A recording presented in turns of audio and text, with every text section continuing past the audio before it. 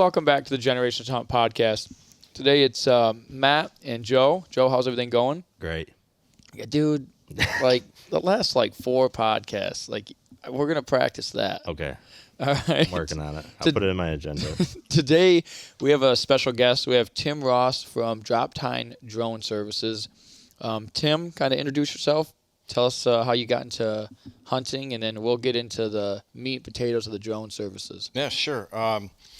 I'm Tim Ross, owner and operator of Droptine Drone Services out of Fenton, Michigan, offering, deer recovery. We'll get into that a little bit later.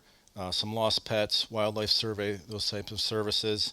I've been a hunter all my life, since I was 10, 11, 12 years old. Hunted mostly Michigan. This last season, I got a chance to go down south, do a little hunting, so that was nice. Just kind of like the average hunter, just enjoy my time in the woods, take the kids out there when I can. And then this year, a buddy of mine got I don't want to call it a cheap drone, but a smaller drone, and took some nice pictures, came over the house, and I thought it was really cool. The pictures were clear. So my wife ended up buying me one for my birthday. Obviously, the first thing I did was take it out in the woods and started, looking at deer and some fox and coyotes and rabbits and just kind of playing with it. And then started seeing some stuff about the deer recovery, the more expensive drones. Started looking and doing a lot of research on that, and then decided to pull the trigger and get the Big Daddy.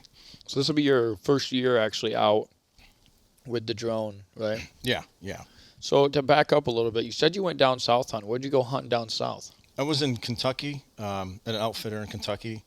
Okay. Spent a week down there. It was beautiful. Probably timed it wrong with the weather, but Did you go about the second, third week of October, like the 20th, somewhere in there? I went. So their gun season, I think, starts November 10th. So I went like the 29th through the 7th ish. Okay. So I think their gun season starts right at the prime time of the rut. So I think I just missed it. Plus it was like 75 degrees. Yeah, I went down to Missouri with a couple buddies, and we went for bow season in October, and it was like 80 degrees. Yeah. But, I mean, we still seen some good deer. It's cool to always get out of the state of Michigan and see some different things. So, now, is that your first time leaving the state of Michigan to hunt? To hunt it was, yeah. I've traveled all over the country and different parts of the world, and I've been to Alaska, Wyoming, Montana. My job, I travel a lot, so I've been all over the place. Iowa, Kansas. Unfortunately, not to hunt, but I did spend some time in the mornings or in the evenings when everyone's out going out to dinner. I took a spotting scope and sat out in a ridge in Kansas and sat there and watched the sunset and just see some giants running around. Yeah, it's a different world out there. Yeah, and I got some actually. I took my first drone. I took it down there on my hunt, and it was kind of in the mountains, and there was right on a river. So I got some of my pictures on Instagram. You'll see it was beautiful. The trees were beautiful colors on the trees, and the water was blue. It was nice. That's awesome. Yeah, it was good stuff. Joe, I'm just waiting. What? No, normally you'll. Oh, no. This is your show. I'm just hanging out. So as far as the drone stuff, so this year you're getting into it, and we talked a little bit about it. Let's talk about Michigan. So I didn't know, I guess, some of the laws around Michigan and kind of your plans just regarding hunting, and then we'll get into kind of some of the other services. Yeah, so I knew when let's back up just a smidge. So the drone for deer recovery is, in my opinion, it's relatively new, period. Yeah. So I think if you look at the most seasoned people out there using a drone to recover deer, maybe a year or two max. I would say I would say this season is the first time I can recall ever seeing it or even thinking about it. I mean, that's the first time I seen it, and I think everybody knows who blew up, and I think that's just what spread it like wildfire, and and that's the first time I ever heard of it or thought about it, because I didn't even know drones had thermals or civilian stuff. Right. So. Yeah, and the smaller drone I have, I mean, like I said, it takes really clear pictures, nice videos, pretty easy to operate. And then you get into these higher end drones and the thermal capabilities and the mapping, and I was just kind of blown away. And the ability to fly it at night, I mean, it's How big is this drone? if you open it up, it's about the blades it'll cover up this whole table, maybe just a little bit inside of it with the blades out and the arms out and stuff. So About 3 to 4 foot radius. Yeah. A little less than 4 foot Yeah. probably. So when I first got the idea, I knew who was doing it. I talked to a lot of people. I knew that Michigan, and again, this is just my opinion, that Michigan was a little gray on it. I mean, everyone's seen videos of people doing it, but in my opinion, it was early on in the stage of using a drone for that, and I don't think the DNR had really thought of it. So I had to do a lot of research in Indiana, Ohio. I got crystal clear on the law. I've got, notes from the lieutenant colonel of the DNR in Indiana. So I did all my research. Then when I got to Michigan, I called about 5 or 6 different COs just trying to get their take on it. And I got 5 or 6 different answers. Some personal opinions, some professional, and some kind of in between. So I really didn't get a clear answer. So then about a week later, I had one that was pretty engaging in the conversation. He came back with a very definitive answer and and their interpretation of the law. And then the other 4 or 5 called me back the same day, ironically, with the same answer. So they were having bigger conversations because I think just with the popularity of it, they said they were getting hammered with phone calls in it about it. So that's kind of where we sit right this second. I have worked with, and I'm not into politics or the law, but I have been working with a state representative, probably similar to the process that the dog tracking guys had to go through about the language interpretation. I did talk to a couple attorneys, but they were just crazy expensive. Yeah, I can imagine. Just to have a conversation, you're looking between $6,000 and $10,000 to get their, interpretation of it. I'm like, well, I can make phone calls on my own. Yeah. So working with them, just trying to get something in the legislator to either to clear up the language, because right now it's interpretation and it's their interpretation versus what I think is an ethical approach to recovering a deer. Now, do you have to have any special licenses or anything like that to fly a drone of that size, or I guess anything like that? I mean, I think we've all had the little drones you can kind of buy at Walmart, but this is not that. This is quite of a high-tech piece of equipment. So, I mean, do you have any special licenses you got to have before you can ever do anything like that? Yeah, to do it commercially, you have to. It's called a Part 107. It's an FAA required. They call it a pilot license. I think that discredits true airline pilots. Yeah. But yeah, it was Salt. I had to go through a process to take the test, get FAA approved. So I had my license, but to do that, to be able to get compensated for the work, you have to have a Part 107 license. Okay. For that test, was there a class or anything, or was it more of a just like a kind of show up thing? Yeah, there's things all over YouTube and the internet. You can take classes. You can pay anywhere from $250 to $700 for a class, guaranteed to pass. Blah blah blah. Right. There's lots of study material. I figured before I spent that kind of money, let me just study real hard, look at it, and then take the test. Did you get your license before you got the drone? No. Oh, commitment. Yeah. Confidence. I love it. But it wasn't easy. It was a lot of just airspace and altitudes and they have quite a few different variations of that test.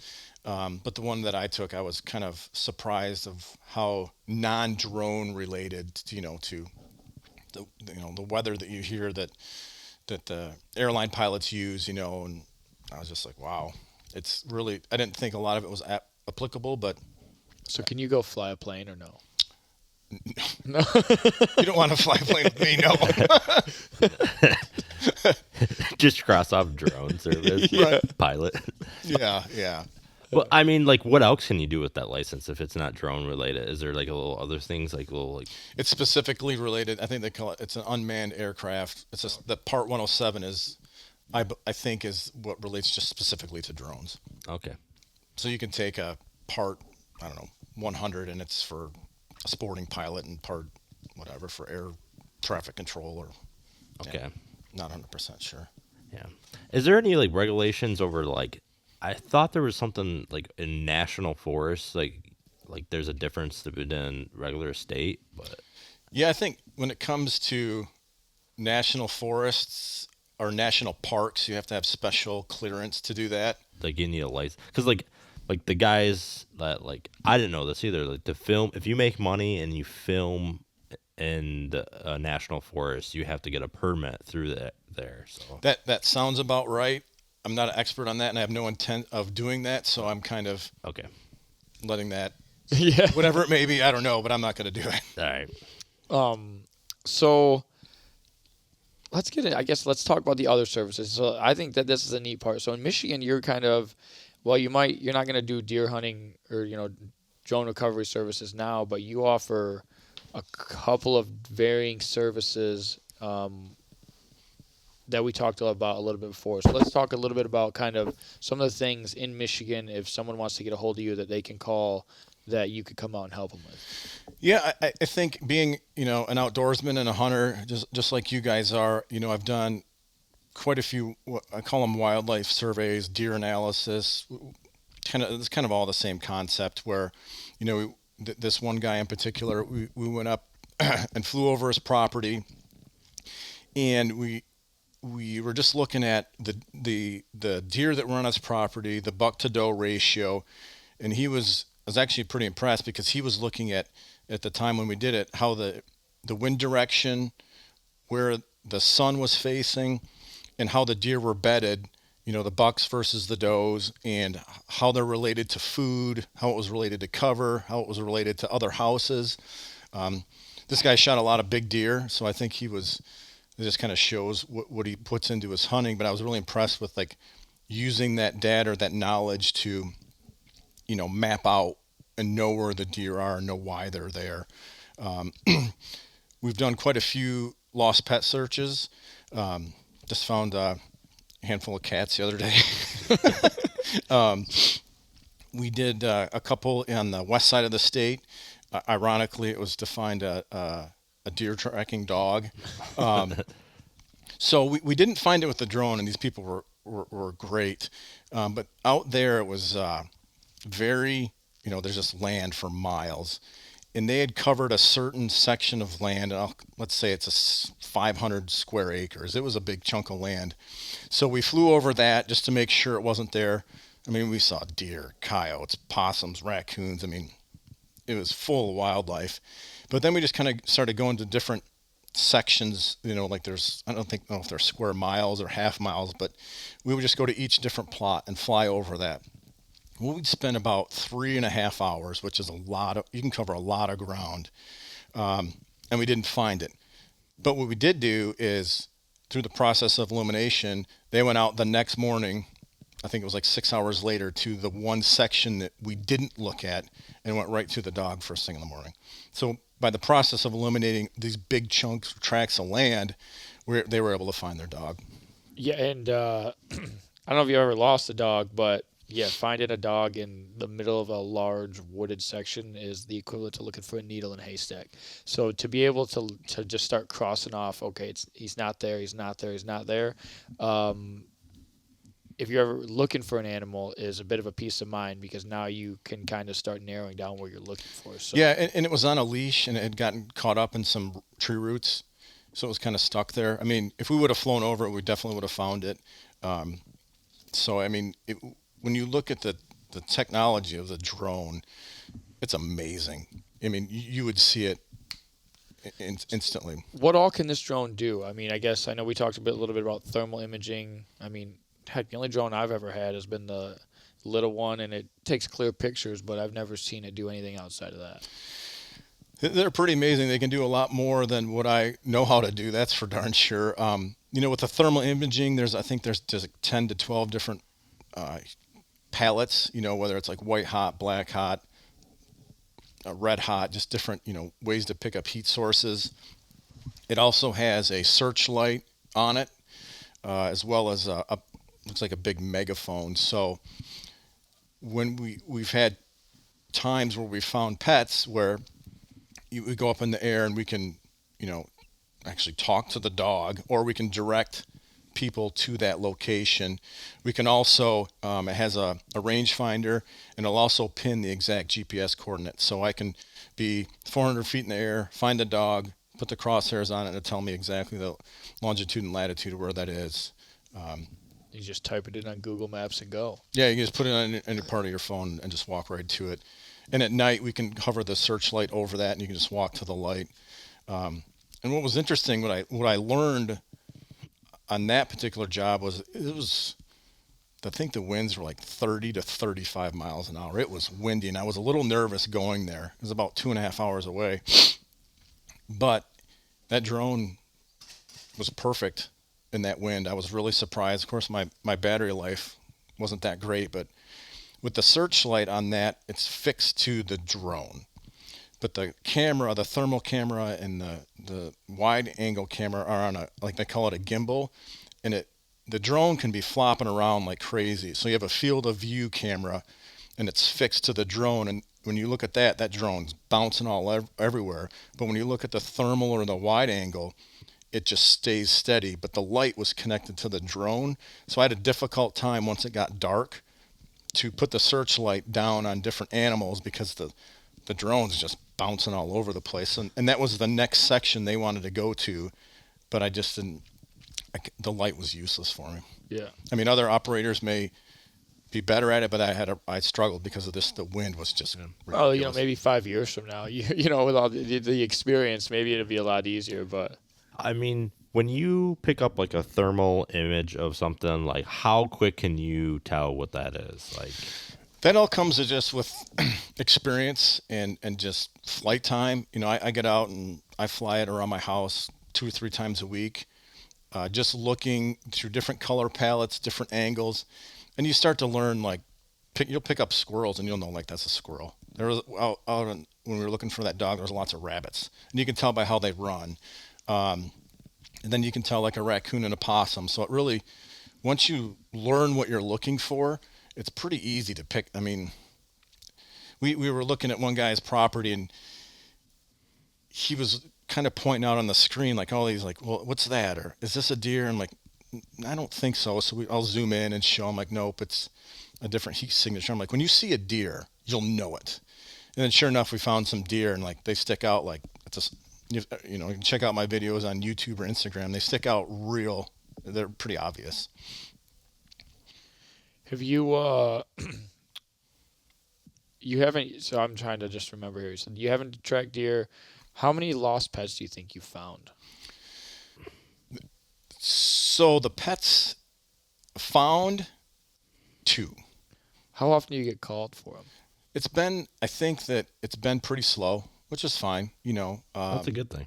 Yeah, I mean, Yeah. it is, and it's tough because I think, and I struggle with it because I have pets, I have dogs and cats, and I've lost cats to coyotes and lost them in the woods, and but I don't want to prey on vulnerability. I want to offer a service to help someone find their animal. I know what it's like. I know what it's like to watch my kids come running out of the woods crying when they find the cat dead. You know, I don't want other people to deal with that. So, but you know, not only finding them, I consider that the dog, the son, that was successful. I helped them eliminate a lot of ground. I didn't find it, but they were very appreciative of the work that I did. I would say that was a success. I would agree. If I called you out and we didn't find it, but I was able to go to the one place you weren't able to look the day before and find it, that's successful to me. Yeah, and I did another one. It's funny. There were two. They were 2 days. They were a day apart. I went out one night. I spent looking for that tracking dog I think I got home at 3 in the morning.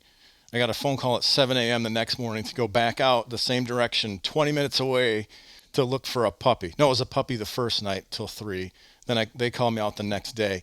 But we were looking for a 9-month-old puppy. Ooh. And they knew the direction that it went in because it went with their older dog. And this was super windy again, 30 miles an hour. And we didn't find it.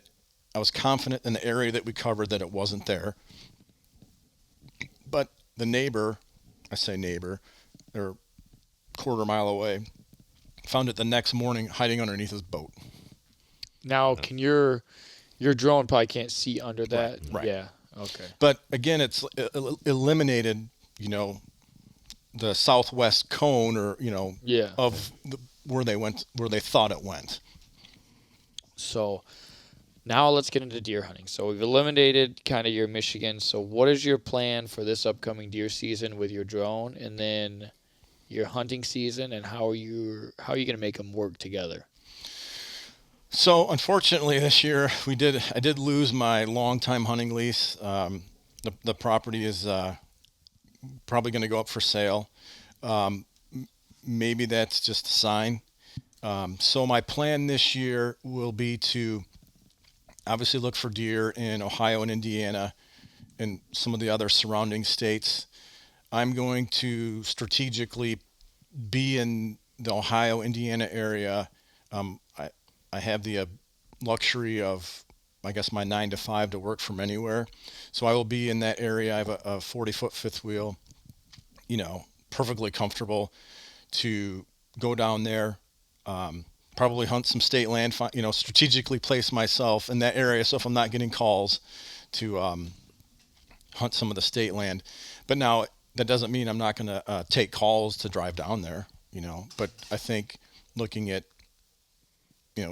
gun season, opening day, probably some of your busier times in the woods, the rut, opening weekend, the youth hunts, I'll strategically place myself in that market.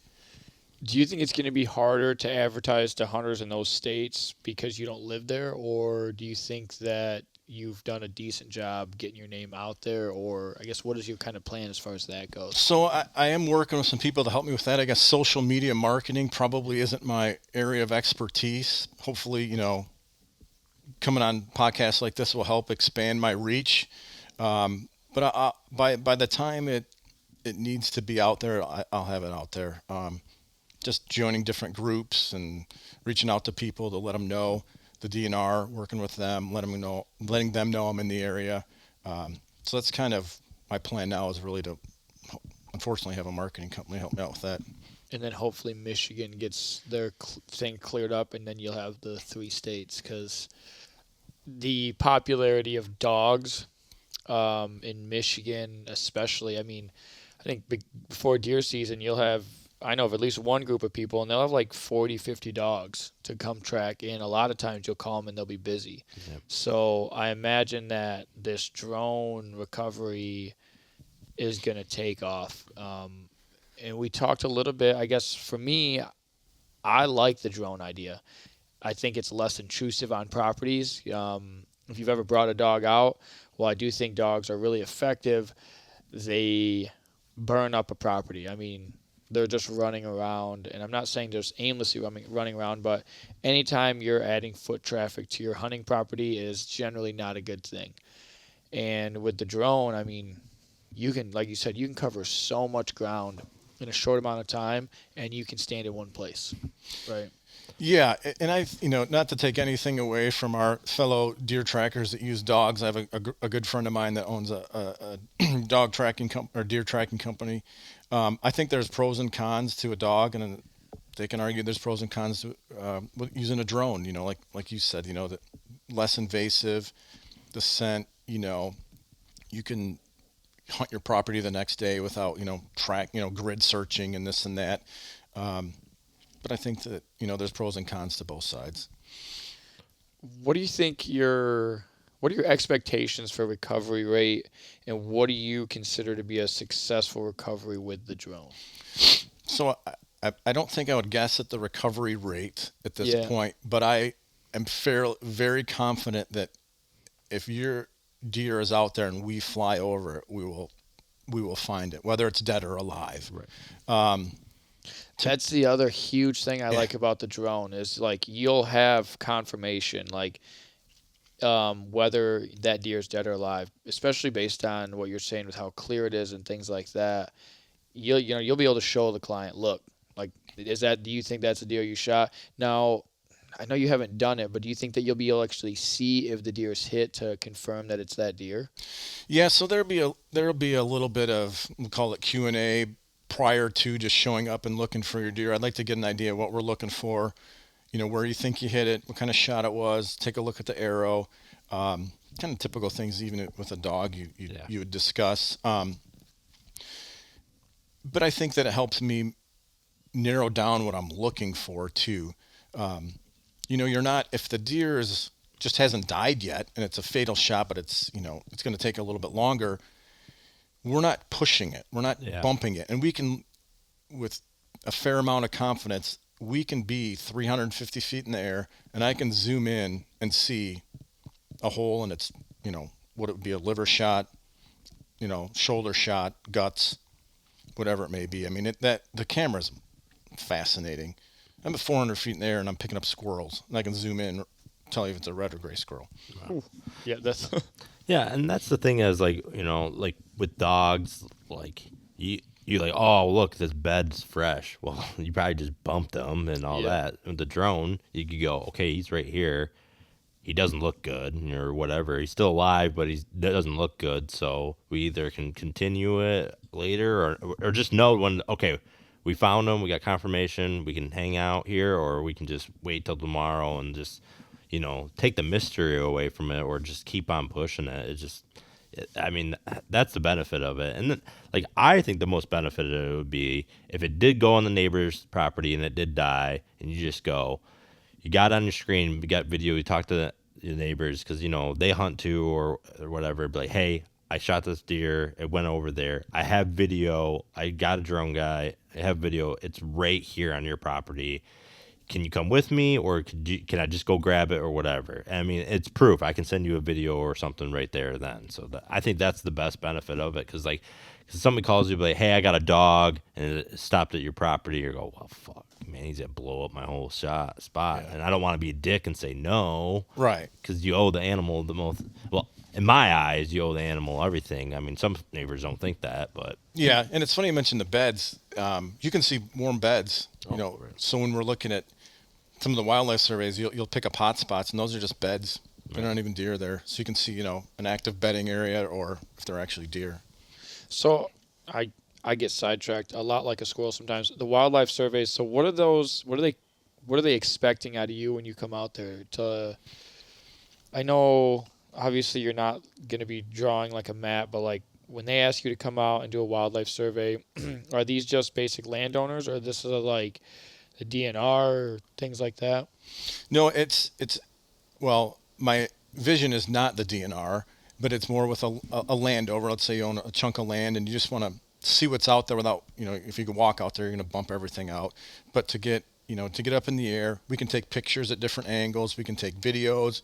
We can do counts of deer. We can look at coyotes or turkeys. It picks up turkeys just like it picks up anything else.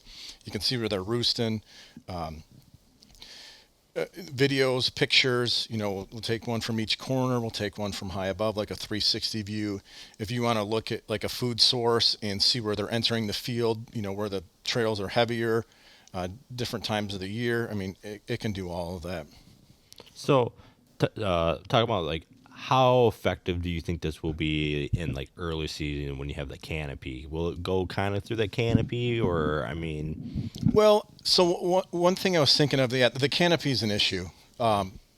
You'll pick up heat signatures, but you don't necessarily get the detail. We can move around the angles, and I'll be honest with you, I haven't owned my drone during the canopy season, but you can change your angles. The area I was looking at in the western side of the state there's a lot of pines. So I consider that pretty similar. Yeah. So you just kind of have to change your angle and move that around, and that's kind of where all the practice comes in. Of you might pick up like a leg, but you have to move around to get the right angle to see what kind of animal it is. But to own a chunk of land, or let's say you're looking to buy a land or lease a land. I'm in the market for leasing land, like we were talking about earlier, and you guys are too. And you say, hey, there's a 60-acre piece. I just want to, what's it look like? We can go up there, get up in the air, look, see where the deer are bedding, look at the trails, especially right this time of year. They're real easy to see, and just take a look at it and see what kind of animals are out there. So see if it's worth your time to either purchase it or lease it or things like that. Yeah. I think that's really cool because, like, obviously we all dream of owning land, and my wife and I have talked about it, and it's like, I'm not going to buy land without being able to see it, but an aerial view of land gives you a very quick look at it. Not to mention the video, I can go back and look at it in a lot more detail as opposed to just me walking and, just hoping I see what I see, what I'm looking for. Yeah, to add to that, there's a video on my Instagram that I did a small parcel, and there was nothing on it, nothing at all. But an eighth of a mile away, I stopped counting at 100 deer. Jeez. So you would have no idea that they were there Right. on that small chunk of land. I mean, they weren't on that chunk of land, but just maybe an eighth of a mile away, there was over 100 of them. Right, which is very much inside of a deer's range. Yeah. So if you then you now you start looking at the value of it. Now when it changes your view of that 15, 20 acre parcel where there's not much out here. Well, you just go 300 yards this way and it's completely different. Yeah. So, like with the thermal camera, can you pick up antler, or is it kind of So with the thermal, you can't pick up a hard antler because of the heat. right? I believe it will pick them up in velvet a little bit, but it's finding the deer and then just switching it over to the zoom camera, and you can go in and you can basically roughly score your deer from 400 feet in the air. Wow, I mean that's And you, like you said, you can do this in daytime or nighttime. Yes, I can. What is the difference in nighttime? I mean, are there any concerns between doing it in daytime and nighttime, or? I prefer to do it during the day. It's just you're not working in such a like I don't know, as a silo is the right word, like you're very tunnel visioned, I guess, at night. Because then you're flying over, finding the heat and signature, turning on the shine, the searchlight, looking at the deer, versus during the day you can see the deer and just flip over to the camera and see it. But it's rated for gale force winds, rain. Like I said, I've had it up in 35 mile an hour winds without too much. I mean, I was scared, but it operated just fine.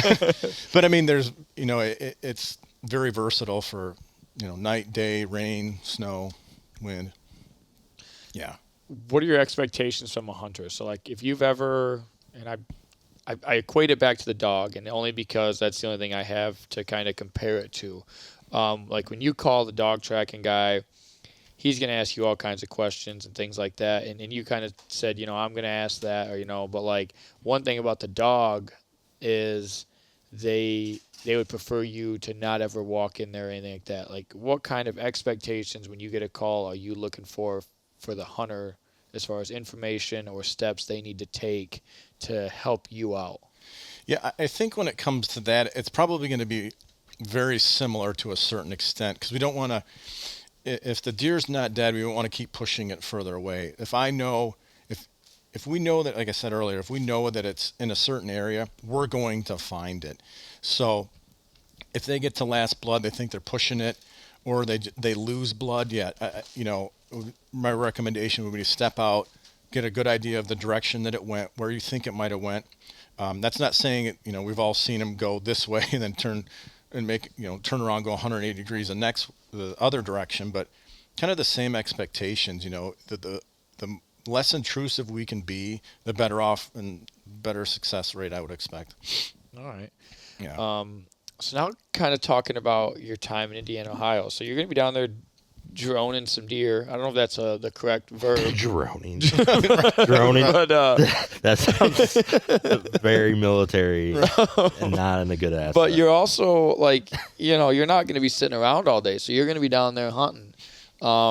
Right now you don't have any privates, so you're kind of looking into that public. So, what are kind of your plans as far as going down there and hunting and trying to find some land down there?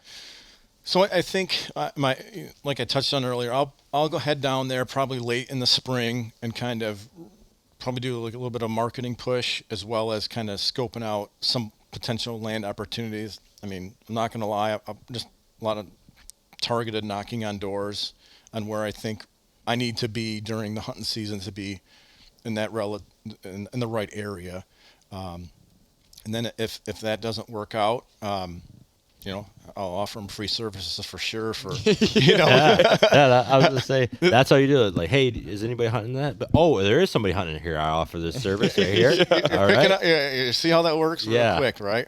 And then obviously if that doesn't work out, I'll be looking at some public land, and I'll be down there. So public land in Ohio, I can speak personally, but public land outside of Michigan is a lot different than public land in Michigan. So I would say I wouldn't be too afraid to go. It's not as much as Facebook says it's pressured.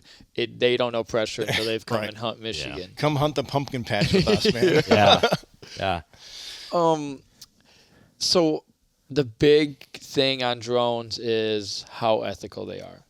So when it comes to drones, I know, you're not out there using it to hunt, but in the summer, I mean, ethically, do you think it's wrong to use it to help scout?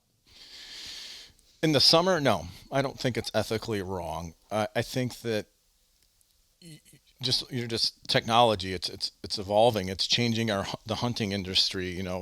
Cell cams, drones. 2 days before opening season, am I going to go out there and help a guy? Locate a. I'm going to deny. I'm not going to take that call. Yeah. But the wildlife surveys earlier in the year. Do I know what the exact cutoff? No, it won't be anything closer than 2 weeks or so. But I think that it's very ethical to use it in the recovery of an animal. So yeah, I 100% agree. This is a biased opinion. Obviously, I've never used a drone. I'm just going off of what I see on videos and things like that.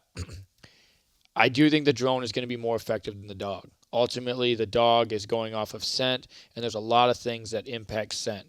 Weather, human, interaction, whether the deer is dead or not dead. With a drone, you can eliminate some of those, and not to mention the heat signatures, the ability to cover an insane amount of land. I think just gives the edge to the drone. But like cell cams, they have quickly stirred some conversation, right? Mm-hmm. As is the how ethical they are. I mean, I wouldn't be opposed to even having a law like spotlighting deer, right? So that's a big thing in Michigan, right? A lot of people think it's 100% illegal when in fact it's not. Right.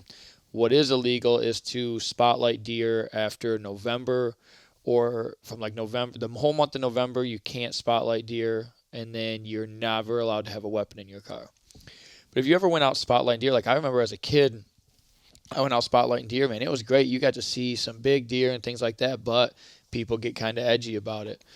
But like with drones, I mean, I could definitely see, me going out the day before opening a bow or opening for a gun. Like, I think that's crossing a bit of a line. Now, are those deer probably going to be in that same area? No, but it's going to give me a pretty good idea, and it's going to give me a bit more of an unfair advantage than I think even a cell cam. But I would say, hey, up until September, because, second week of September, youth season starts, things like that. But, making rules and laws to kind of limit that. And I mean, do you think that we should have those kind of laws, or do you think kind of the 2A guys kind of leave us to be kind of thing? No, I think that there definitely should be very clear parameters and language about what you can and cannot do, even, as far as carrying a weapon, how long you can go after that deer if you locate it and it's dead. Other states have clear language on that. And it kind of goes to whatever can be used for good can be used for bad. Yeah. My dad took us shining deer up north all the time over the summer when we go up to the cottage, and it was great.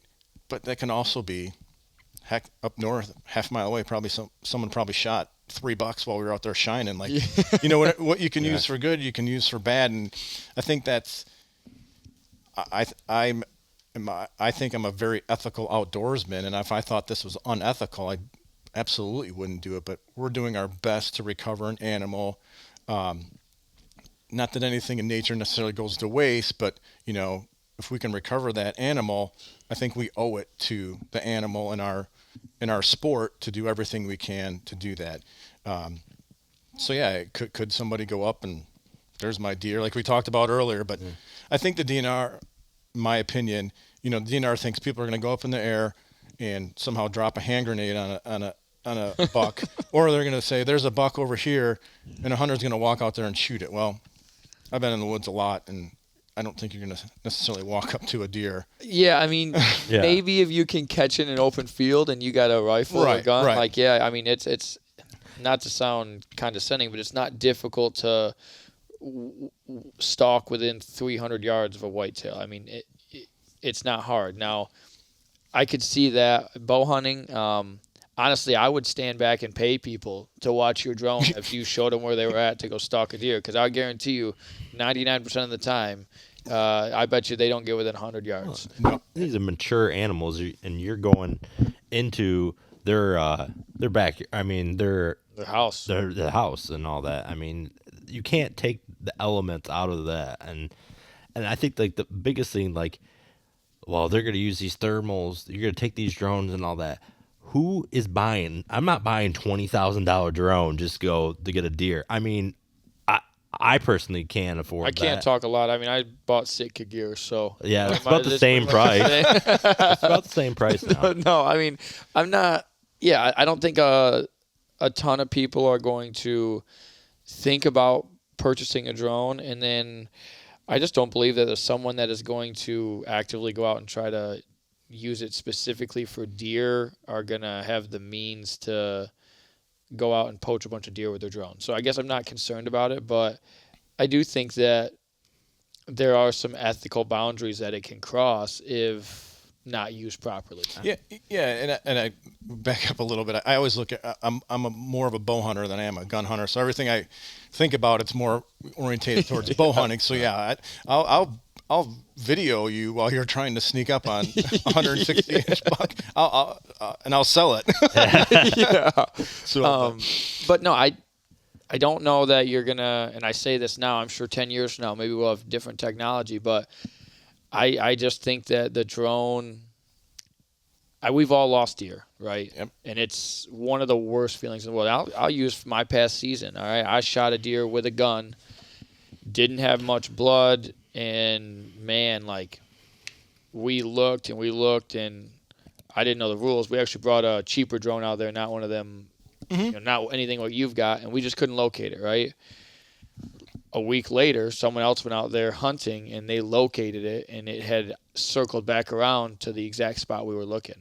And so it's like, man, yeah, if I had your drone, call you out that day or the next day, I don't waste that deer, right? It doesn't sit out there for a week. We find it that day. We go get it, and, we all walk away happy. But instead, I have to tell a story about how I shot a pretty good buck and then didn't get to eat any of the meat because it sat out there for a week. Yeah, and I don't like to see them suffer. Yeah. Period. Yeah. And I've lost deer too, and man, it's a miserable feeling. We've all felt it. Yeah. Oh, it's gut-wrenching. You don't sleep for a week. You're out there just crawling around your hands and knees looking for anything you possibly can, replaying that image over and over and over. Now imagine that feeling if someone said, for a fact, your deer is alive and it's going to live. Yeah, it's way different. Yeah. It's a whole different atmosphere. I mean, even just like, I've shot deer and then picked them up on trail camera a week later. Like, yeah, it sucks that deer had to go through that and everything, but there's some reassurance that it's still alive, it's still living, and it will hopefully survive. Same thing with the drone. Yeah, you're able to go up and say, look, man, like, you can go out and try to shoot it again, but I can see right here it looks like it's doing okay, or, hey, you need to go out there and put another arrow in it or bullet in it to try and recover after a reasonable amount of time. Yeah. Yeah, and like, and if you can get that reassurance, be like, this deer looks like it's alive, and it's like it's just right there. So like, let's not pursue it anymore. Let's not push it anymore. Let's not being selfish, but like, stop blowing up your property, because like, that's what if I couldn't get a reassurance, I'm gonna go try and find them. Yeah, I'll blow a property up. I'll sacrifice my land and my time in the woods. Like, I owe it to them. I mean, even if it's a doe, I don't care. I'll do it. Yeah, I mean, at the end of the day, we're ultimately taking an animal's life. So we owe it to that animal to at least try and recover it. And at the end of the day, yeah, if you shoot a deer and you don't recover it and it dies, is it going to be used by the animals around? Yeah, but if it wasn't for you, that deer wouldn't be in that position. I'd rather feed my family than the coyotes. Yeah, I'd much sure. rather. Yeah, I'm not a huge proponent of coyotes. And look at what we were talking about earlier. Your buddy that shot a deer, and they looked for it and couldn't find it, and it was 75. You found it 3 months later. The dead head 75 yards behind the stand. Yep. Yeah. I mean, you'd find that deer in a heartbeat. Yeah. Well, and then just this year, I mean, so where we found my deer, my wife and I actually had walked in that spot, and it wasn't there. So when they called me a week later and they're like, oh, yeah, it's right here. And I walk out there and I see it and it's on its back. You can see its belly from 60 yards. I mean, literally, I pointed to the guy like where there was some blood on the ground where I shot it. And I was like, how the heck did that deer get back there? If I have a drone that, if I have you, I can call you and you would have said, well, this is how that deer got back there. Or you guys are just blind and absolutely walked right by it 6 times. And, hey, I've done it. Oh, yeah. I found a deer 2 weeks after I shot it, sitting in my other stand. Looked over and 70 yards away. I'm like, what's that? Sure enough, it was a buck I shot 2 weeks before.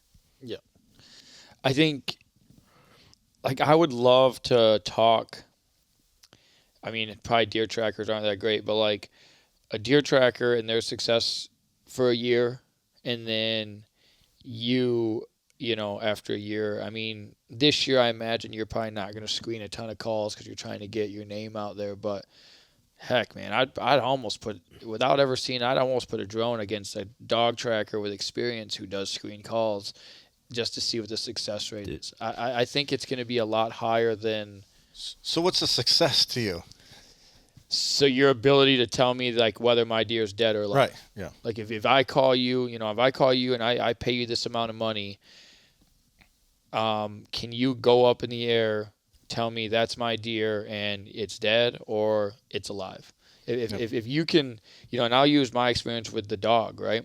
The first dog I brought out, we seen the deer alive. So in my mind, that was a success. The dog can only take me, it's like leading a horse to water, right? He can only take me to the deer. Ultimately, we didn't recover that deer, but it was the next day we kicked it back up and it was still alive. So the dog did its job. It got me to the deer. Sure. So with the drone, yeah, if I ask you to come out and you find my deer and we can confirm that's my deer, I don't see how a dog is going to be able to compare to that with the technology that you have. I think the average drone that you can get at Walmart or even the higher end ones for $500-600, yeah, I think they'll be able to compare to that.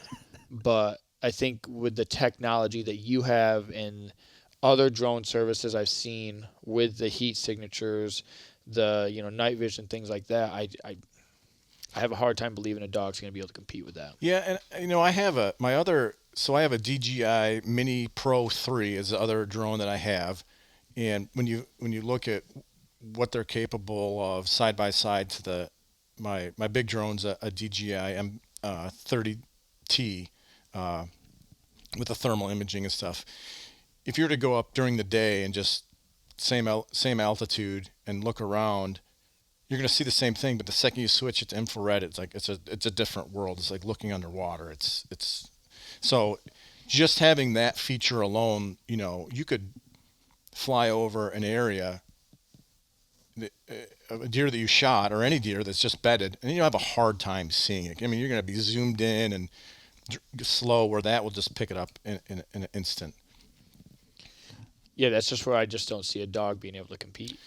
Yeah, and I think, and the examples that you're given, I would agree with you. I mean, I don't want to take away anything from our fellow deer tracker. I think that the service they offer is fantastic. It's an art, definitely an art. So to be able to train a dog to do that and do things, and do I expect people to go out and buy a bunch of drones with the technology that you have to pop up? No. I think that we'll still have dogs. I just think the technology of the drones is something the dog won't be able to compete with. I mean, I agree. Yeah, I mean, I've dealt with an experienced dog, and I've dealt with maybe what I think is an experienced dog with an inexperienced handler, but it was two drastically different experiences Mm-hmm. because the first dog, the dude came out, and I mean, it appeared to me that his dog knew what he was doing. He knew what he was doing. He had control over the dog, things like that. The second one, which we talked about on the Kansas episode, it was not fun for me, was not fun for Mike, and it wasn't fun for the tracker. The only people who had fun were the two dogs who just got to run around, you know. So, yeah, with you, I just got to hope that you don't crash your drone and we all sit there and cry as your drone is sitting in We'll the... be crying for different reasons, but Yeah. I mean, and people like everybody admits technology is just advancing. So like you have to like when everybody has to agree, even the dog trackers got to agree that this is way more. I mean, they used to leech people, you know what I mean? And then now we have penicillin. Like, Yeah. you got to admit, what are you going to do now? Just because it worked in 1800s, are you going to put leeches on you, or are you just going to go get amoxicillin? right. You're going to go, well, this is obviously works way better and more efficiently. I mean, but I mean, you can't deny it. I mean, like it's I think it's way more ethical and way more less intrusive and all that than the dog. And like I said, we're not taking away the art form. It's still a beautiful thing to watch these dogs work. But I mean, if I was gonna put my money on two different things, I'm putting it on the drone every time. 99% of the time, I'm putting it on. Even if that dog has 1,000 recoveries, and I got Tim right here, and he doesn't even have one recovery yet. Not dissing you, Tim, but I'm still putting my money on you. Yeah. I'm still putting it because I know what the capability of that machine. And I agree with you, but I think there's a world where we can all live together. oh yeah, for sure, Absolutely. for sure. But yeah, I tend to agree with you for sure. I'll say it because they can be mad at me. They can be mad at me because I'll say it all day because I mean, it's just like sometimes you just can't deny technology And I think that being early in it and the Michigan for Michigan, and I think there's a couple other people I've caught wind of that are dabbling in it. That to be on the forefront. So if there ever becomes law that changes, to have that experience. And let's face it, the guys that got in early on the dogs, you know, Yeah. there was only a couple of them. Now there's thousands.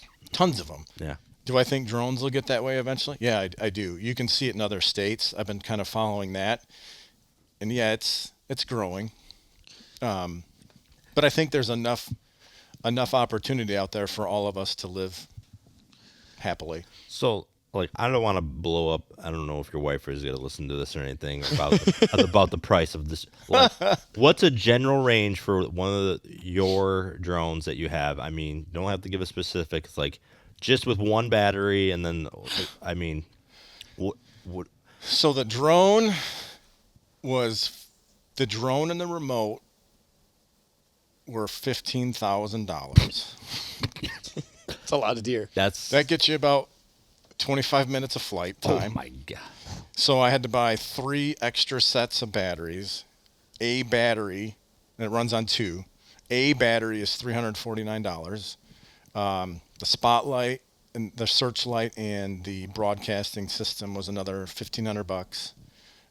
So yeah, and then the case, comes with a case, and the charging station looks like you're gonna launch ships into space. It's crazy. But yeah, I'm probably just under, just for the unit itself and the batteries and stuff, I'm probably just a smidge under 20. So it sounds like 2 drawbacks to the drone. Obviously the price, right? That price tag is not going to be for everyone. But the other one is, you said you only had 25 minutes of battery. So your time in the air definitely, it can be a hindrance if it's, especially early season, you got to move around with that canopy. So that's actually a good question or point. So these drones are capable of what they call a hot swap. There's 2 batteries. I can bring that drone down, land it, take one battery out, put it in, swap the other battery out. As long as there's one battery in there, it won't lose its coordinates, it won't lose the view and take off. That process takes like 10 seconds. That's why I need multiple batteries. So when you talk about the flight time, I mean, they advertise 30 minutes, 45 minutes, or 42 minutes, something like that. I don't fly it to 0% because at 0%, it falls out of the sky. yeah, And that's probably like there's safety features that you can say at 20%, it automatically returns to home and it will land on this table. and that's like kind of like when cars like they're in like when they say like 20 miles to gallon. Well, that's probably like wind at their back when they're doing this test and all this. Like it's almost a controlled situation to be in their favor with the time and all that. Yeah, so when I went out on the windy day to look for those dogs, I have a generator and the charging system with me. So the second I swap out that first set, I plug it into the generator in the truck and it's charging so I can cycle through those. So yeah, that 3.5 hours I went through 2.5 cycles of batteries to. Well, I mean, I'm not trying to be negative, but I mean, just because we were just kind of Yeah. comparing to the dogs. But another drawback is the amount of things that you have to bring with you, right? If you compare to a dog, I just got to bring a dog, maybe some treats and some pets. With the drone, like you got to have some space in your vehicle. You're not driving, Kia Sport or whatever to bring this stuff out there. You got to have a truck or a trailer, something that you can put the generator, the batteries. And the drone itself is big. I mean, the table, I know we don't. Well, it folds up nice. Folds up. So picture like a roller bag for like for luggage. It's about A carry-on bag? Yeah, it's about 15 inches wide, 2 foot tall, and a foot deep. It's got wheels on it, and everything folds up and collapses in there. The charging station's about half of that. You have to have a light, a landing pad, and the generator. There's. Could you work out of a small hatchback like SUV? You think? Yeah, and if things get busy, I'm gonna have to switch to that because I drive a quad cab 1-ton diesel. So I'm gonna guess that once it gets out there, you're gonna be busy. I can tell you if it gets cleared in Michigan, like the verbiage gets cleared.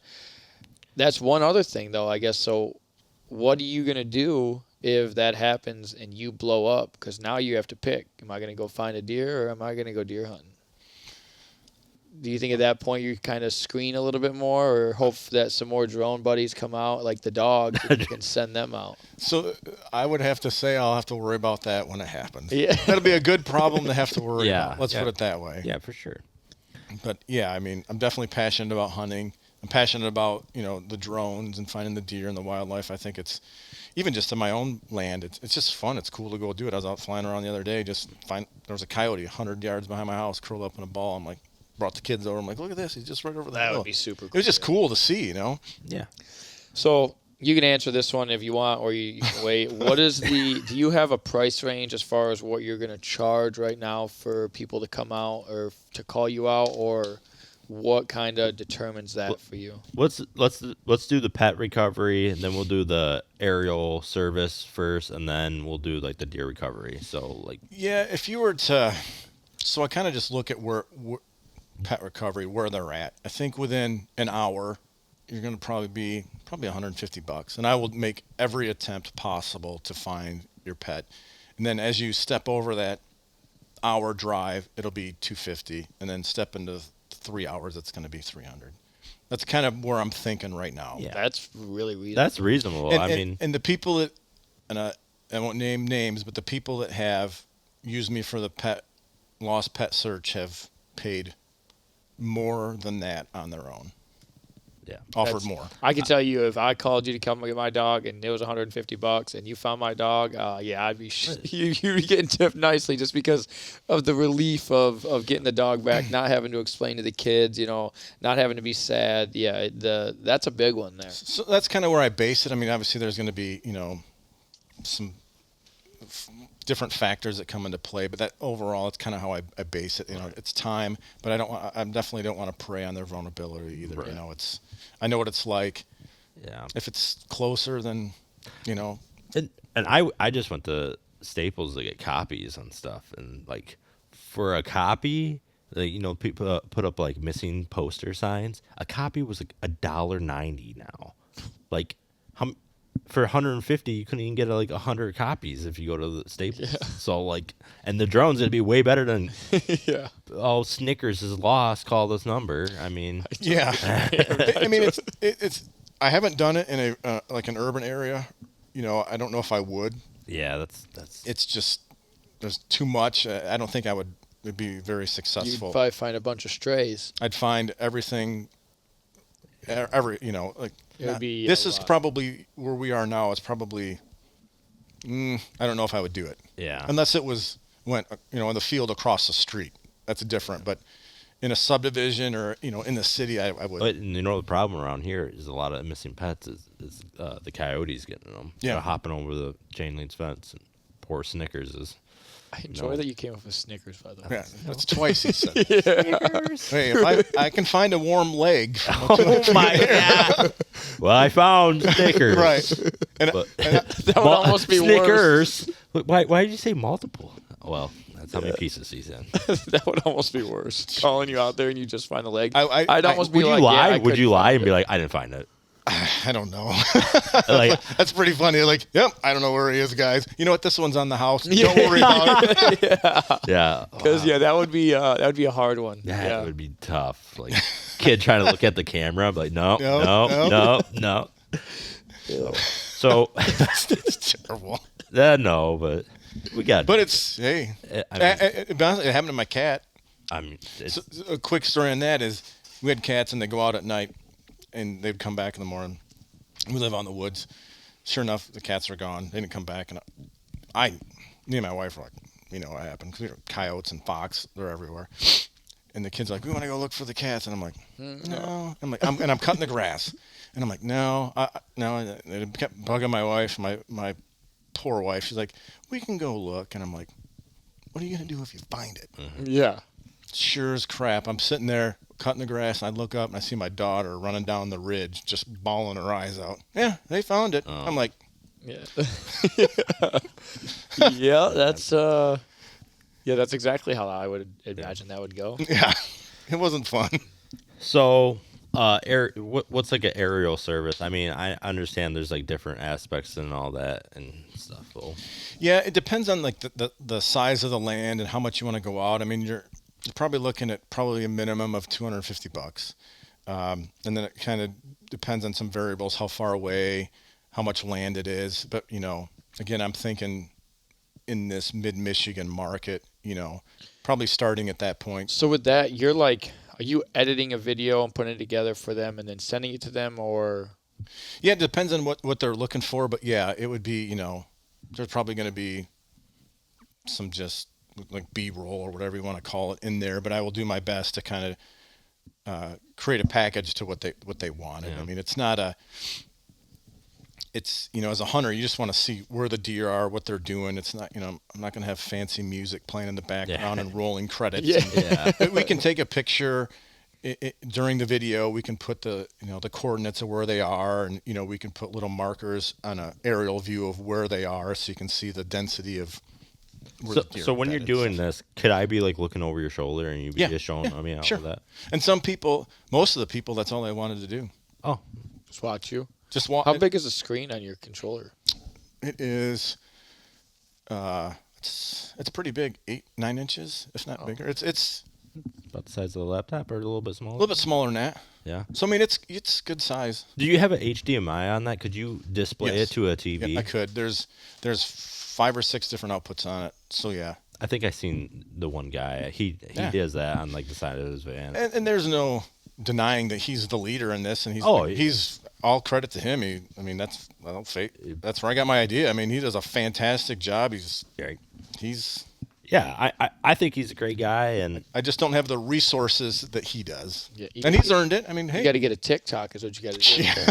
Just don't show any of the dead deer. Yeah, we learned that the hard way. We're still on account warning right. on TikTok, but I swear, like, you see more boobs and butt on that thing than anything. Oh yeah. But I showed him a video of like, dude, the straight animal is getting pulverized, and 10,000 likes. I'm like, my video don't even get 100 likes, and it gets taken down immediately. I'm like, what in the heck? I don't know. I don't know what we pissed somebody off at TikTok.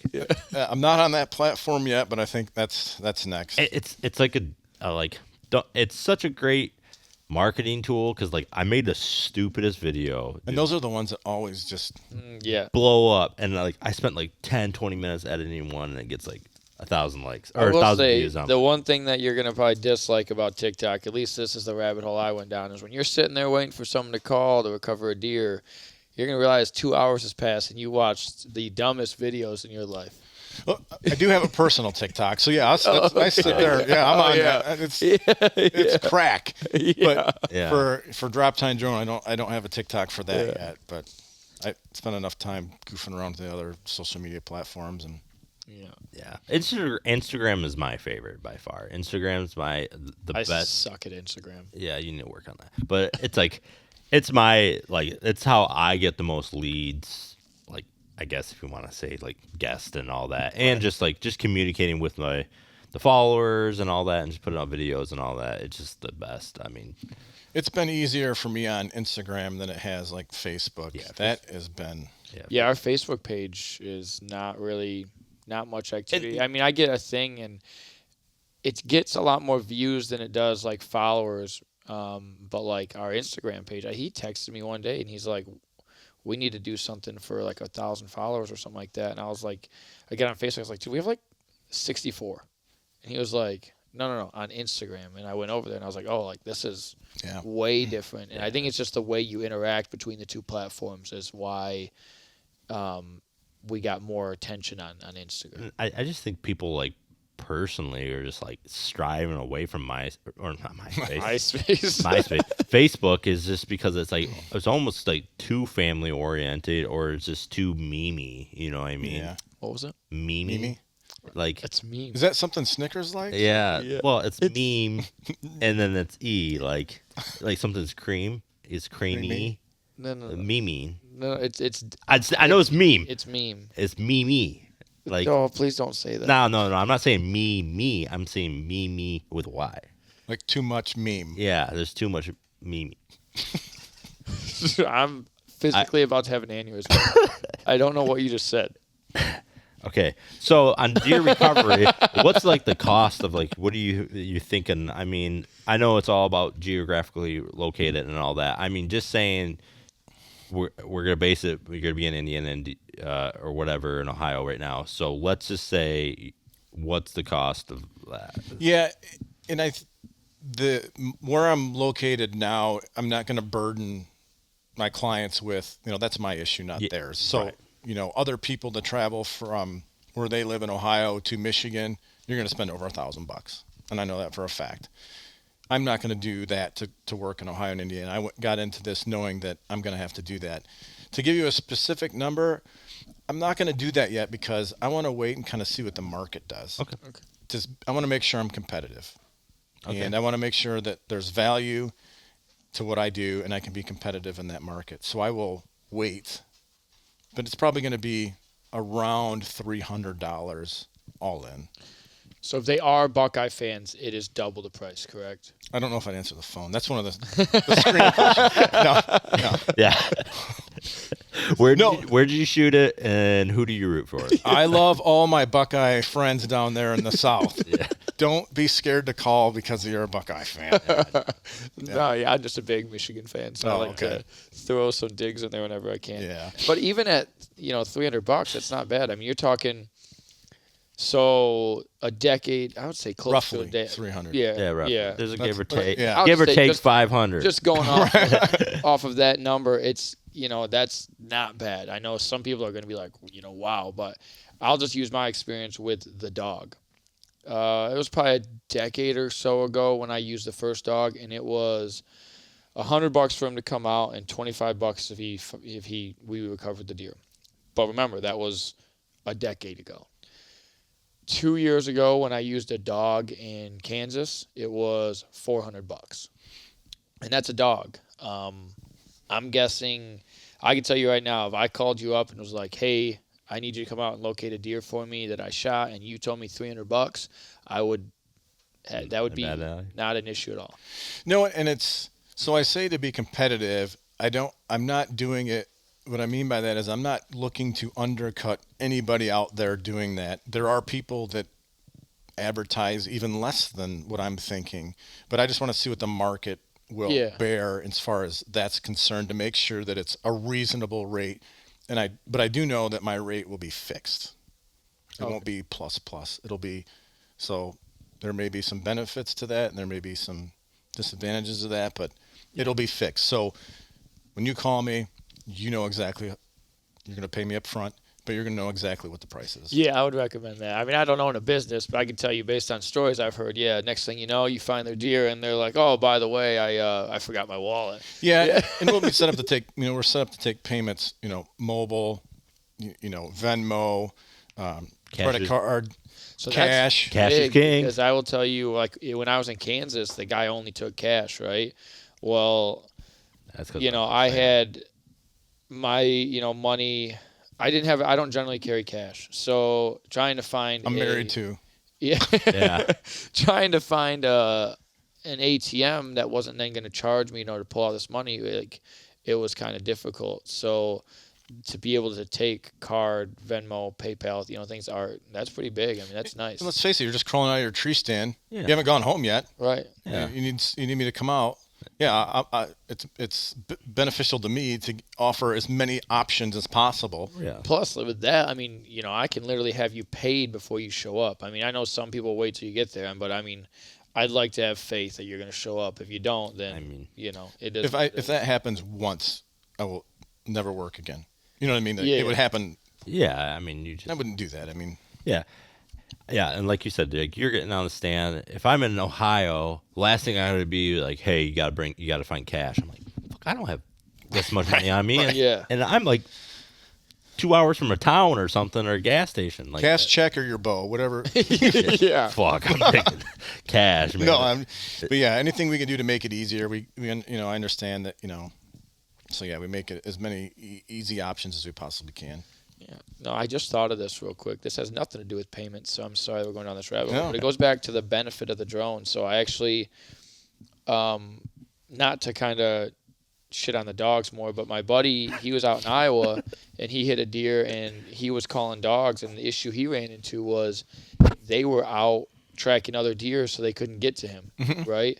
So you offer a service, that if a dog can't get to him, you're going to be available. You can get to them, hopefully. Right. So it's just one more service that's going to be available to kind of maybe help dogs, right? Because these dog trackers are getting hammered. And so maybe if you took 100 tracks off of them a year, I imagine would be a lot. And for them, it's not really going to take into their money because there's 100 people waiting for them to just track deer. So yeah, I think there's a give and take with that because obviously the guy out there that's leading the charge, he's extremely busy, and I'm sure there's been plenty of times where they couldn't get a hold of him. He's the only one in the area that does it, and they have to call a dog. So Yeah. I mean, it kind of works both ways. I mean, Yep. but yeah, we all want to be busy, but as a hunter myself, am I going to wait 2 days? No, I'm going to sit there and I'm going to go ping, ping, ping, ping, ping right down the list. Yeah. Whoever can get out there sooner. Yeah. So hopefully Michigan kind of gets that verbiage together because I think it'd be great to call you out to find a deer. Although it would be it's bittersweet, right? I don't ever want to call you. No. As much as you might be a nice guy, but if I'm calling you, it means somewhere I've messed up. Yeah. But at the same time, it's a little bit more reassurance that, I'm going to have some confidence that if I've killed a deer, you're going to say, look, it's dead or it's alive, and we'll be able to find it pretty quick instead of waiting on it and sleeping on it for a night or two. If we fly over it, we'll find it. Yeah. That's the confidence I like because when you call a dog, again, I feel bad. If someone has dogs, I do think they're a great resource. The technology here is, I've never had a dog tracker go, yeah, we're going to find your deer. Like, they're all real cautious. Like, we'll see what we can do. If the deer's dead, we should be able to find it. But, if you're not being fully truthful or you maybe hit it a little farther back, things like there's a lot of determining factors there. Whereas you're like, look, if you can get me in an area where I can fly over it, I'll tell you if it's dead or alive. Yeah, there's no guarantees in life, but if you say we can only fly over this 40-acre parcel, we can't go to the neighbor, so don't even look. If your deer is there, there's a very, very high chance we're going to find it. Or 100 acres. I mean, if we can expand out from there, that just... Thankfully, where I hunt, everyone around me would let me track. So you just zoom all over. Yeah. And, we... In fact, they would actually probably be happier if I brought a drone guy out because they wouldn't want the dog running out there. But, yeah. I mean, even if you do everything right and, like, with the hit, I mean, I've seen videos of people moneymaker shots and the deer doesn't go down. Their will to live is insane, so... I shot a nice buck this year, and it was almost straight underneath me. I put it right next to his spine, and it just behind the shoulder, and it came out as armpit here, and it went 100 yards before there was any spot of blood, but it dropped right there. But there wasn't anything in that 100 yards, so if I hadn't been paying attention and listening to where it went, maybe someone that's a little bit more amped up or newer to hunting, if it hadn't been for experience to tell me, like, I know what I did, it's going to die, you probably wouldn't have found it because it went up on this little ridge and then fell down into this creek bottom, wadded up in a deadfall. My Kansas buck is probably the most it's the wildest thing I've seen from a deer because we were on the ground and I shot it here, like right in the chest, and when it came back around, it was like someone was dumping a bucket of blood out of this deer. And I watched it walk 400 or 500 yards across this open field, pouring blood like that the entire time. That's incredible. And then when Mike and I got to the edge of the field, we kind of lost it for a second, and then I happened to see it bed down. But I just remember being like, when it came back in, and we seen how much blood it lost, I thought, oh, it's gonna drop right there within a couple of seconds. But it still took that deer, I would say something close to like 10 minutes to finally expire.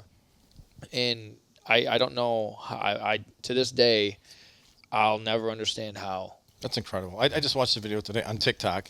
Someone, a front shot, and I was like, and the arrow wasn't even all the way in it yet, and blood was just pumping out of there. I was like, man.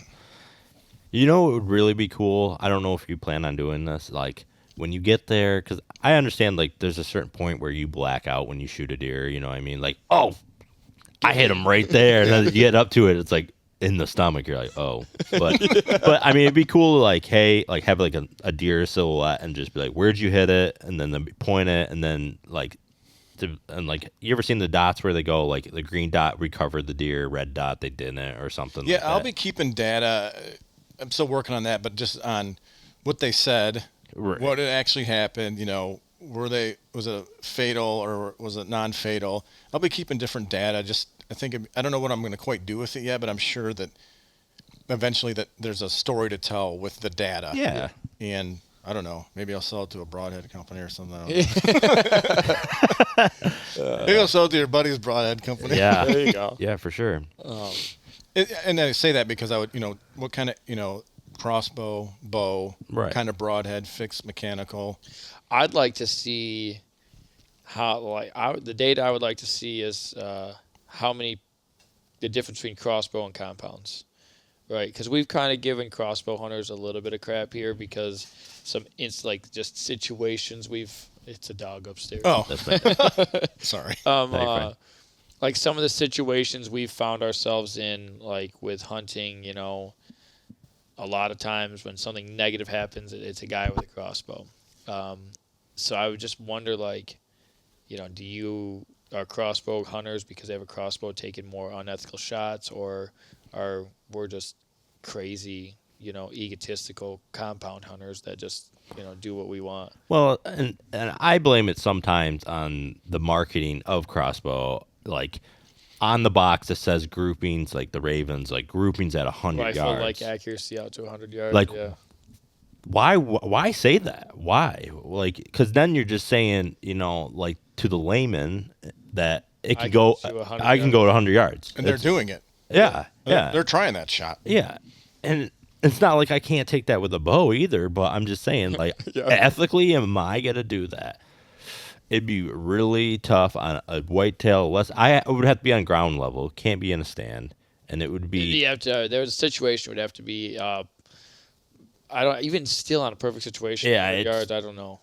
and like I know people do it with elk and stuff, but that's like a bigger animal and stuff, and that's like 80 yards. I don't know a lot of hundreds, but there's some rare people that are freaks. But I mean, there's a certain point where like, why are you putting that on a box? The other one I'd like would be the difference between mechanical and fixed.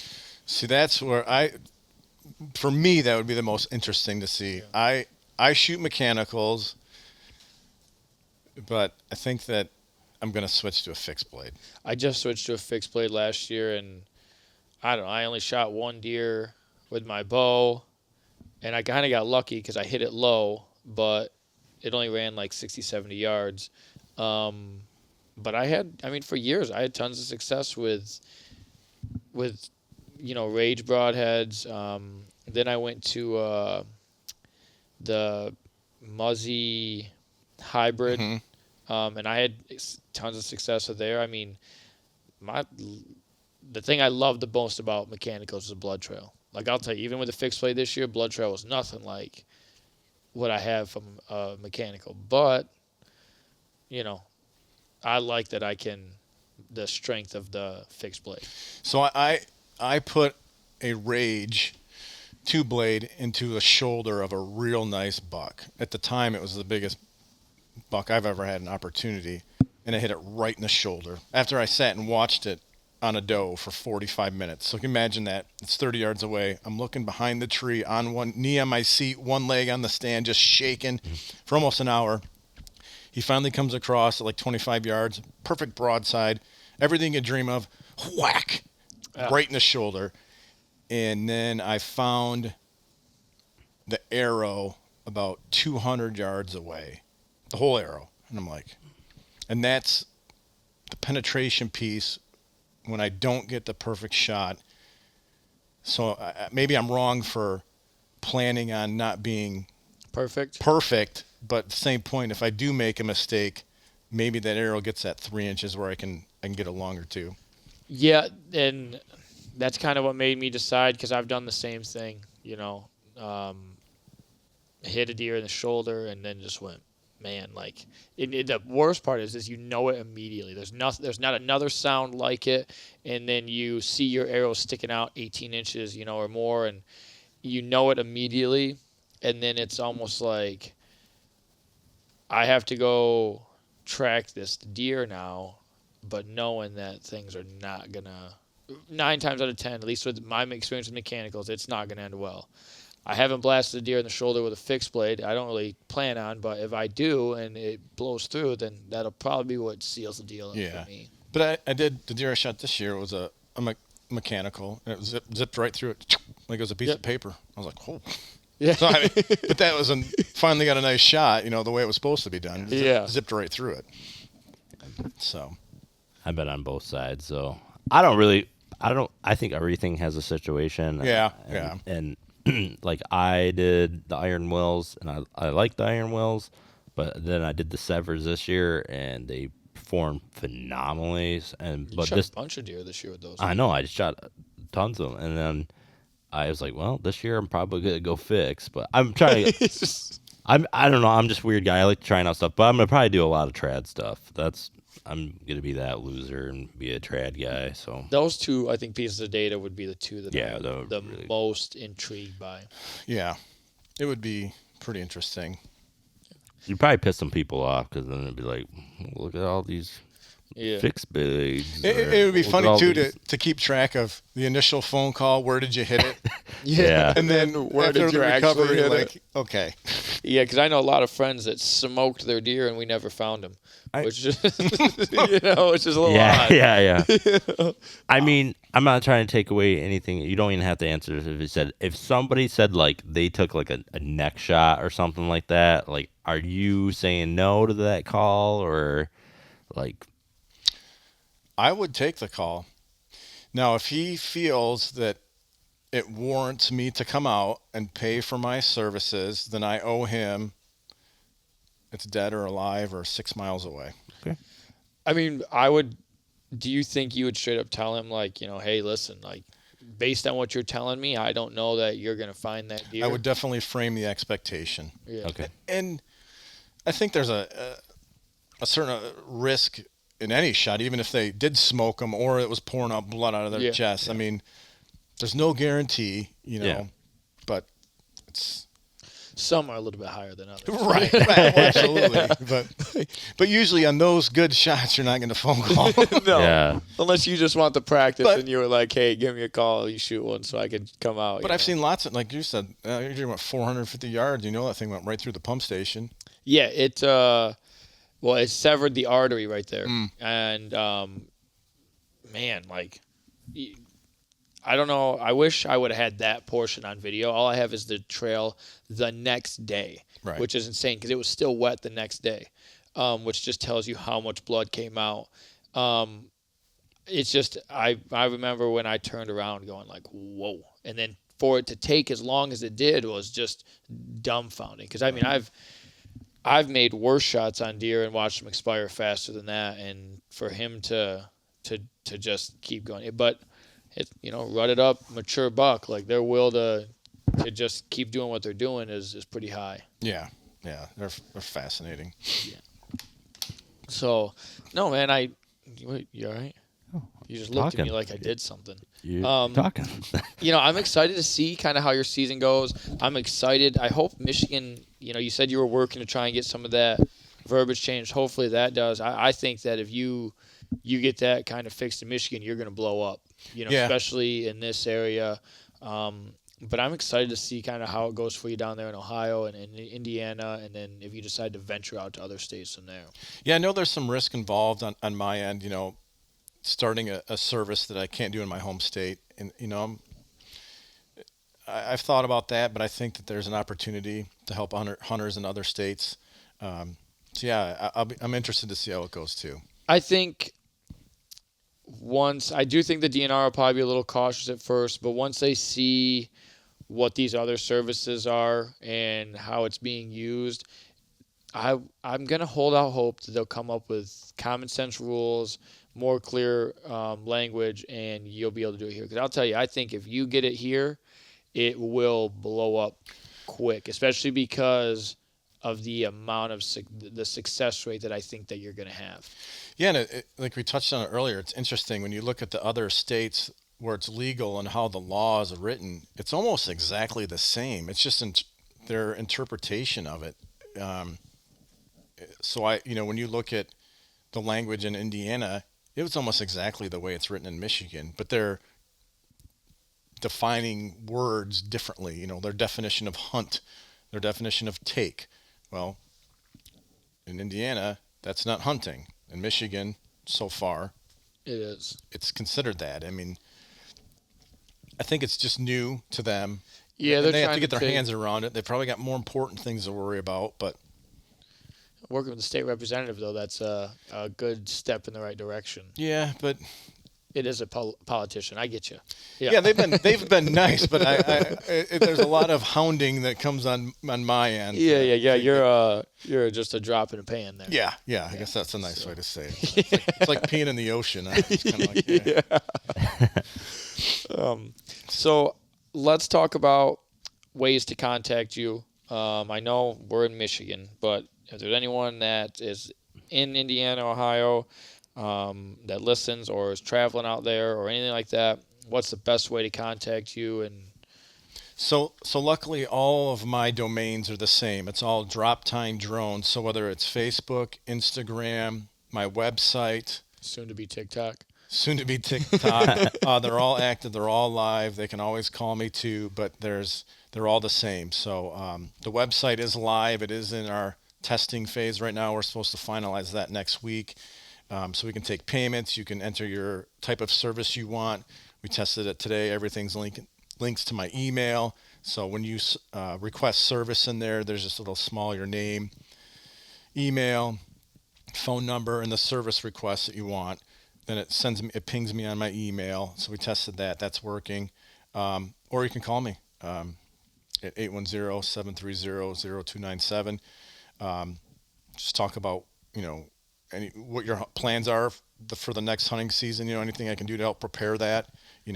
Yeah, because again, guys, he offers in Michigan. He offers pet recoveries, and then the I don't want to say land survey. I don't know the best way to, because it's not. I call it a wildlife survey because I don't want it to be pigeonholed to like deer. I mean, I like deer too, but I think it's super cool to go out and look at coyotes, man. Yeah, but so if you're interested in those services, hopefully not the pet recovery service. I think that one, as much as I think that you could use the business, I don't like the idea of people losing pets.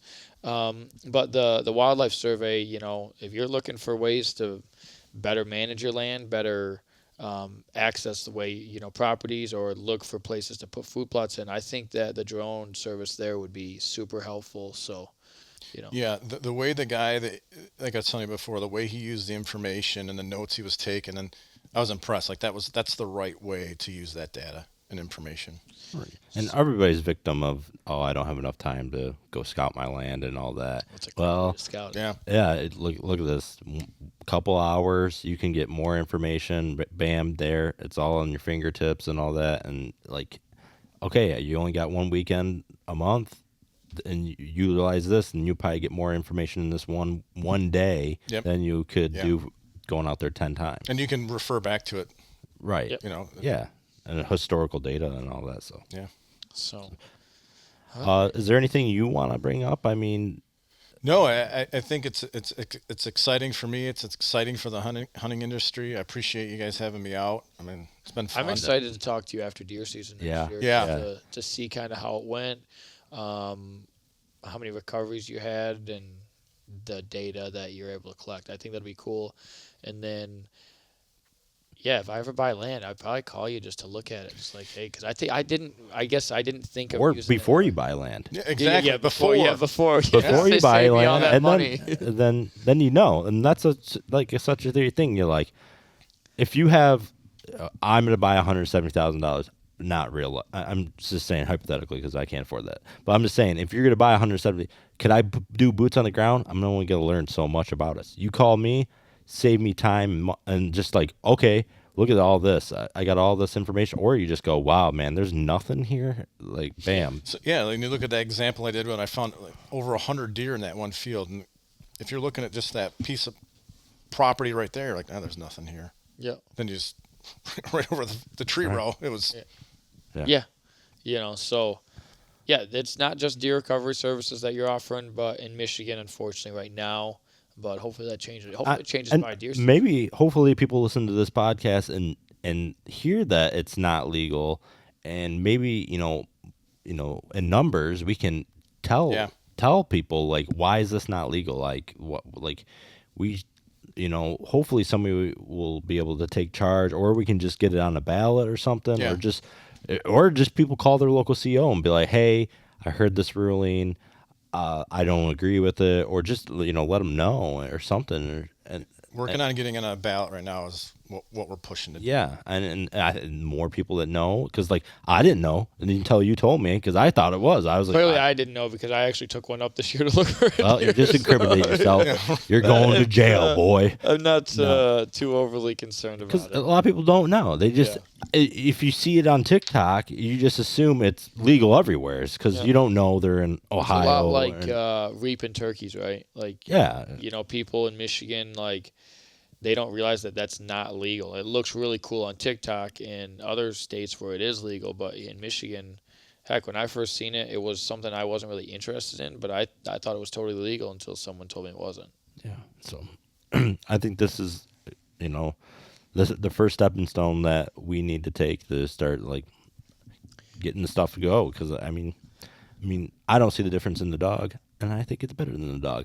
I said that. That's my words, but I mean, I agree with you. Without ever having done it, I still think that I like the dogs. I mean, it's cool. I'm a big dog lover, so bring them out to pet and love, and they find my deer is great. But I think the drone is going to be a much higher success rate. Like, and if I happen to need a service and Tim's busy, or I'm in Michigan and I can't use Tim, and I'll definitely call a dog. It's not like I'm going to be like, oh well, I said drones are better. I can't I can't be a hypocrite, Hey, I own a drone and I may have to use a dog. Yeah. So like, yeah.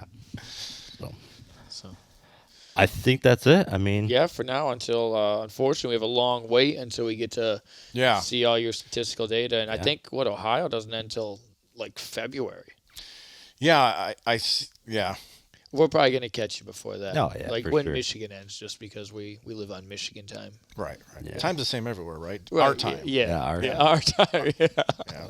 So no, we appreciate you coming on No. and explaining that, because, like I said, we've not something we really know a ton about, and just something that interests both of us. So I'm glad you took the time to come and talk about it. Yeah, it's I appreciate it. It's a great opportunity, and unfortunately, it's our off season, and so now I have 6 months to sit here and think about it. Yeah. So, no, good stuff. I appreciate it. Yep. Thank you. Thank you.